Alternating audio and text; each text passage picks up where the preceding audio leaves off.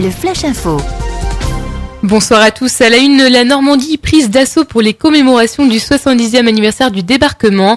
Du 5 au 8 juin, ce sont plus d'1 100 000 personnes qui ont été accueillies dans la Manche et le Calvados pour profiter des 1100 manifestations organisées en 4 jours.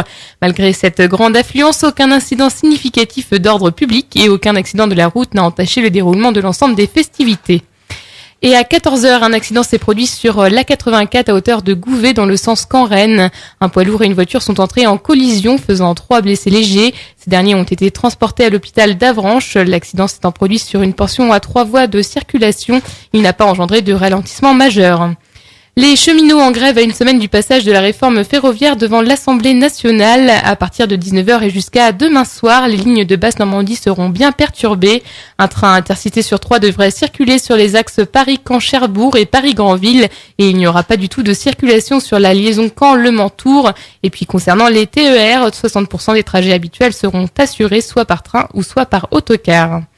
Dans le port de Cherbourg, un véritable immeuble flottant est en escale au quai de France aujourd'hui. L'Azura, un paquebot de 290 mètres de longueur et d'une hauteur impressionnante, ne risque pas de passer inaperçu.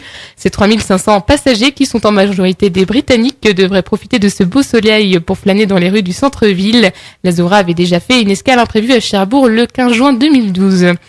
Allez, on termine ce flash à Équeurdreville où le festival Passeurs du Soir commence tout à l'heure à 20h. Patricia Gruot, la responsable du service culturel d'Équeurdreville et programmatrice du festival, est en ligne pour nous présenter l'événement. Bonjour Patricia. Bonjour. Bon, concept simple, on propose des spectacles de rue pour tout public, aussi bien pour les enfants que pour les adultes.